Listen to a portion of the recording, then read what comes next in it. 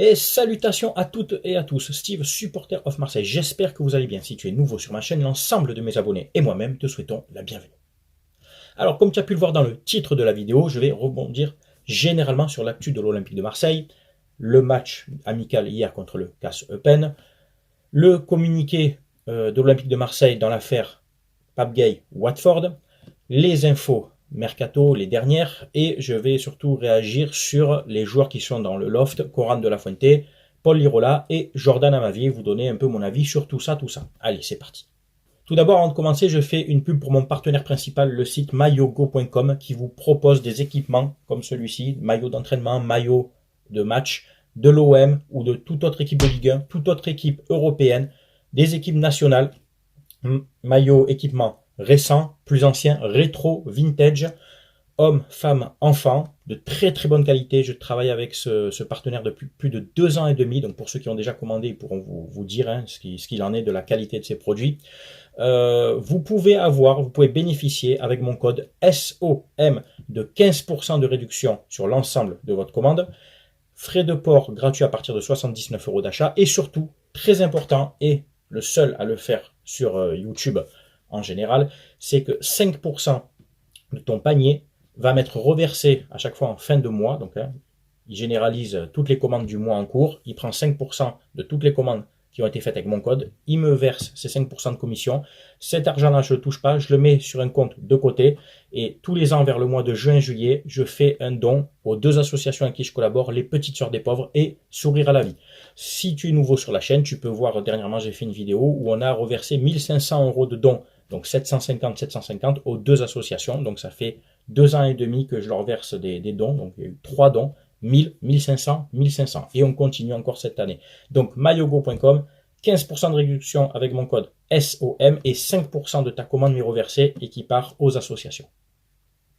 Alors, hier, il y a eu le match de préparation, CAS Eupen, club belge, Olympique de Marseille. Alors ça s'est joué à midi, j'ai pas vu le match, donc je ne vais pas le débriefer, te donner mon avis sur ce match amical. L'OM le perd 1-0. De ce que j'ai lu, donc sur des sites comme le Phocéen ou d'autres, dans l'ensemble, l'équipe a bien joué. Il y a eu un bon turnover. Il y a une cohésion de groupe qui se met en place. Il y a eu des actions. Voilà. Ce qui m'intéresse, moi, dans les matchs de préparation, c'est que l'équipe se procure des actions, qu'il y ait des échanges, qu'il y ait surtout une complicité entre les joueurs, qu'il y ait des automatismes qui se créent, qui se mettent en place. Le résultat m'importe peu. Il y a eu donc des occasions, le gardien en face a fait un très beau match, il y a eu des frappes sur le poteau. Voilà, c'est un match de préparation qui s'est joué entre midi et 14h, je ne sais plus, donc il a fait très chaud. En face, c'est une équipe belge de première division de Belgique, donc avec quand même des joueurs de qualité. Donc voilà, on perd le match, mais pas d'affolement les gars, c'est un match de préparation. Il y a eu des nouveaux joueurs, ça se met en place. Le coach Marseillais a fait tourner l'effectif, c'est le principal. Pour la petite histoire, ce club appartient à un milliardaire qatari. Alors, là, je vais me mettre en mode, j'ai des sources, je vois des signes. Comme c'est un club qui appartient à un Qatari et que l'OM appartient donc à des Saoudiens, dédicace à toi, Thibaut Vézirian, c'était une première confrontation arabo-qatarienne, tu vois. Non, parce que je rentre dans ce délire-là, parce que dès qu'on cite un Qatari, un Émirati, il y a un yacht saoudien, il y a un mec, j'ai vu avec un maillot de l'Arabie Saoudite qui se promenait dans Marseille, tout de suite les mecs, waouh! Waouh! C'est la vente OM! On redescend les gars, bien entendu je plaisante, ce club appartient à un milliardaire qatari que je ne connais pas, je ne sais pas s'il est proche de la famille royale, tout ça, on s'en fout, on s'en cague, c'était pour la petite histoire. Dans l'affaire Pape Gueye Watford, le TAS, le tribunal arbitral du sport, a tranché, l'OM ne sera pas sanctionné et pénalisé et donc empêché de recrutement. Pape Gueye, lui, par contre, écopera d'une amende de 2,5 millions d'euros et une interdiction de jouer pendant 4 mois. Il peut bien entendu faire appel. L'OM l'accompagnera s'il décide de faire appel donc dans sa démarche. Je pense que c'est une décision juste. L'OM avait fait ce qu'il fallait, était dans les clous, était dans le cadre dans ce recrutement de Pape Gueye à l'époque. Donc c'est une décision juste. À voir si Pape Gueye veut faire appel pour au moins réduire peut-être son amende et réduire son temps de suspension. On ne sait pas s'il va rester au club, s'il va être transféré, mais si à la limite il est transféré, qu'il arrive à réduire son temps de jeu d'interdiction à 2 mois, ça n'empêchera pas un club de le recruter. Voilà. Au niveau donc des infos mercato, les rumeurs qui sortent le plus et les rumeurs insistantes. Les 2 les plus fortes, celles qui sont le plus mises en avant, nous envoie sur 2 joueurs sénégalais. La première, donc, c'est Iliman Ndiaye, qui joue actuellement donc, à Sheffield, en 2e division anglaise, connu de tous, ce joueur sénégalais qui a fait ses armes en tant que junior à l'Olympique de Marseille, amoureux de l'OM, fan de l'Olympique de Marseille, ailier droit, joueur offensif de 23 ans, dont la valeur est estimée à 20 millions d'euros. Alors moi je suis pour son recrutement, bien entendu, c'est un joueur qui va apporter de la vitesse, de la percussion, de la technique, plus son envie de jouer à l'OM sûrement et de bien faire, mais le prix me paraît excessif. Il me paraît excessif pourquoi? Parce que il a joué en 2e division anglaise, certes il a fait une belle saison dernière avec 14 buts et 11 passes décisives quand même, c'est des belles stats, mais 20 millions d'euros, voilà, j'ai pas l'impression qu'il y ait beaucoup d'autres clubs dessus, sur lui. Pourtant, il joue en championnat anglais, même si c'est la 2e division, mais il y a des observateurs, des grands clubs anglais qui doivent le voir. Et j'ai pas l'impression que ça se bouscule pour lui. Bon, lui, il a donné sa priorité à l'OM, mais si vraiment c'était une grosse pépite ou un futur monstre, des clubs tels Liverpool, Manchester, Chelsea ou d'autres, peut-être se positionneraient sur lui. C'est peut-être le cas, on n'en sait rien, mais bon, lui, il a envie de venir à l'OM. 20 millions d'euros, ça me paraît cher si on arrive à le toucher entre 10 et 15, tu vois, ça me paraîtrait plus correct. Et enfin, la deuxième rumeur insistante nous envoie sur Ismaïla Sarr, joueur sénégalais, lui de 25 ans, qui joue actuellement à Watford, joueur offensif aussi, ailier, ancien joueur de Rennes, avec un profil intéressant aussi. Une offre verbale. Alors, le problème, c'est que là, on ne sait pas si c'est vrai ou pas. C'est pour ça que je dis que c'est des rumeurs. Pour moi, je n'atteste pas qu'il y ait une offre officielle de l'OM. C'est que des rumeurs sorties sur des sites qui n'ont pas forcément à chaque fois des infos fiables. Il y aurait eu une offre, je dis bien au conditionnel, il y aurait eu une offre verbale de 20 millions d'euros pour le joueur, il y aurait un accord verbal, vrai ou pas, j'en sais rien, ça me paraît cher aussi. Entre 20 et 25 millions d'euros, je crois ça me paraît cher aussi. Bon, il a que 25 ans, certes, il est jeune, international sénégalais aussi. 25 lui, une vingtaine Ndiaye, bon, là, tu amputes une bonne partie de ton budget mercato sur 2 joueurs. Ça reste des bons joueurs, mais ça me paraît un petit peu excessif. Voilà, c'est mon avis. Après, si les deux viennent, je suis pour. Mais si on peut réduire un peu les coûts, parce que, que je sache, pour l'instant, l'OM n'est pas tenu par des milliardaires saoudiens. Enfin, du moins, c'est pas officiel si c'est le cas. Mais pour moi, je pense que pour l'instant, le club appartient toujours à Frank McCourt. Les joueurs qui ont officiellement signé à l'OM, tu les connais, Geoffrey Kondogbia, Renan Lodi, le Brésilien qui vient de l'Atlético, qui a été recruté pour autour de 11 millions d'euros.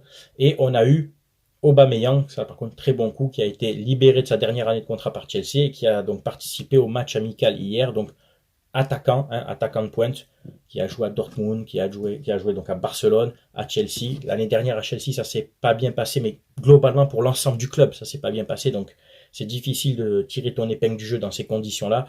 Ça reste quand même un top buteur, un top joueur. Est-ce qu'il sera en bonne condition? Je pense que oui. Si on peut l'associer avec un Alexis Sanchez qui a d'ailleurs fait un tweet ou une publication Instagram là, un petit peu suspecte, quoi. Tu vois, il a mis des emojis, il a mis des émoticônes, des emojis, il appelle ça comme tu veux, avec un time, c'est-à-dire que bon, il est temps, je pense qu'il est temps de prendre une décision.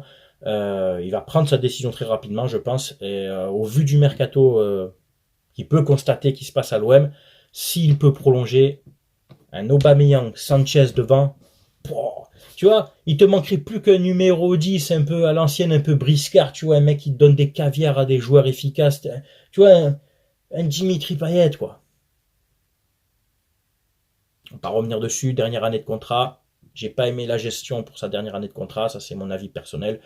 Quand tu recrutes des Aubameyang, que tu essayes de garder un Sanchez, que tu vas peut-être jouer avec un Ndiaye, etc., fait que tu as un projet de jeu offensif et que tu as un Payet qui te donne des caviars, allez, j'arrête là parce que je vais m'énerver, mais voilà, c'est irrespectueux ce qui s'est passé. Pour une dernière année de contrat, j'estime que c'est irrespectueux et c'est pas correct. Et enfin, alors on va parler des lofters. Alors ils sont 4. Ben Seguir, je ne vais pas trop développer dessus, c'est un jeune joueur qui n'a jamais trop eu de temps de jeu, je pense qu'il sera libéré de son dernière année de contrat ou prêté, etc. Conrad de la Fuente, Paul Lirola et Jordan Amavi. Alors, Conrad de la Fuente, qui revient de son prêt d'Espagne, Retafe je crois, je sais plus, tu me reprendras, ou l'Olympiakos, pardon. Bon, ça s'est moyennement bien passé, pour pas dire mal, il a très peu joué. C'est un joueur de 21 ans, 22 ans, très très jeune, qui a été acheté à Barcelone à l'époque 3 millions d'euros.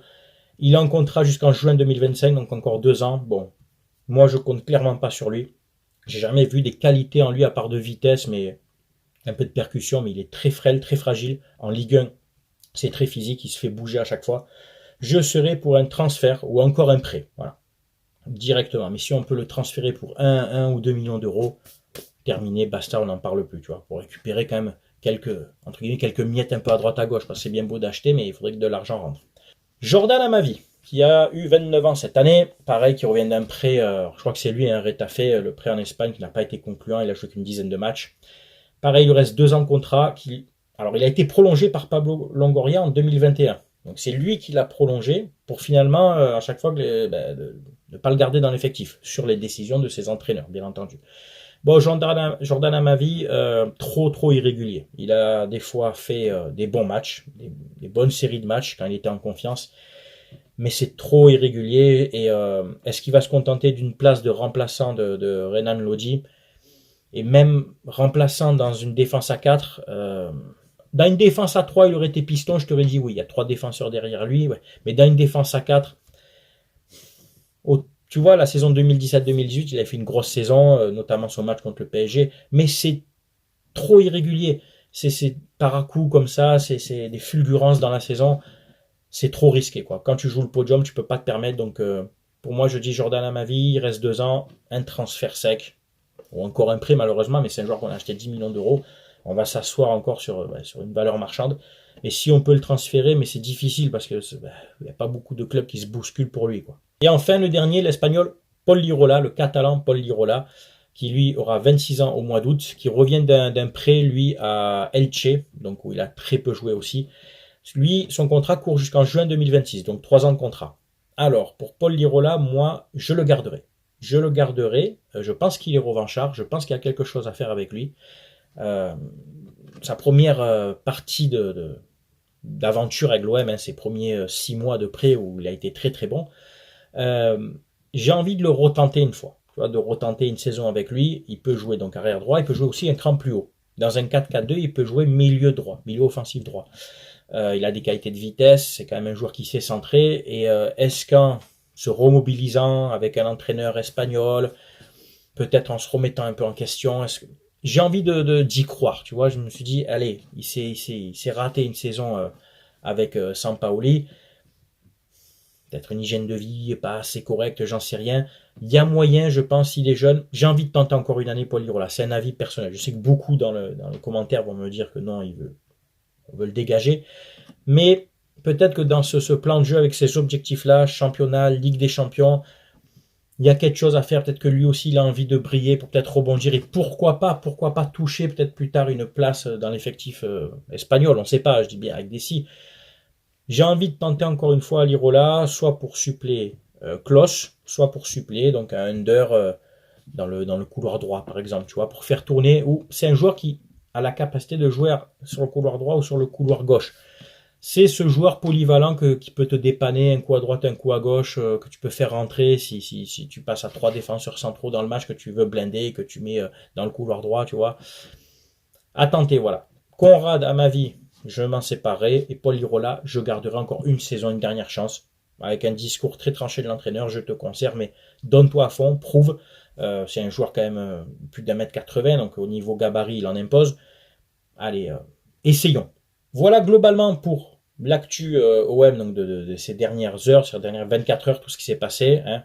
Donc le match amical, la décision du TAS dans l'affaire Gay Watford, les rumeurs mercato, les joueurs officiellement arrivés, l'effectif donc qui se construit petit à petit. J'ai oublié, Ruben Blanco devrait revenir à l'Olympique de Marseille, mais sous forme de transfert sec. C'est une bonne nouvelle. J'ai bien aimé ce gardien quand il a joué. Donc pour une somme très, très faible, autour de 2 millions d'euros. Est-ce qu'il va réellement être mis en concurrence avec Pau Lopez cette fois-ci, pour titiller un peu l'autre gardien espagnol, pour qu'il lui aussi se remette un peu en question? Alors beaucoup ont cité des gardiens comme De Gea ou d'autres, ou Bounou. Bounou serait été pas mal, hein. Très très bon gardien, mais peut-être trop cher. On repart avec Pau Lopez, Ruben Blanco, sur qui j'espère va peut-être avoir un peu plus de temps de jeu. Et donc, on a parlé donc des lofters, hein, bien entendu, les lofters, à voir comment les cas vont être gérés. Voilà. C'est bien entendu à vous de commenter, de donner votre avis, que tu sois supporter de l'OM ou d'une autre équipe. Tu sais qu'avec moi, on respecte toujours les avis de chacun, si bien entendu ton avis est respectueux des autres. Voilà, c'était Steve, supporter of Marseille. Passez tous un bon dimanche. À très bientôt. Ciao, ciao tout le monde.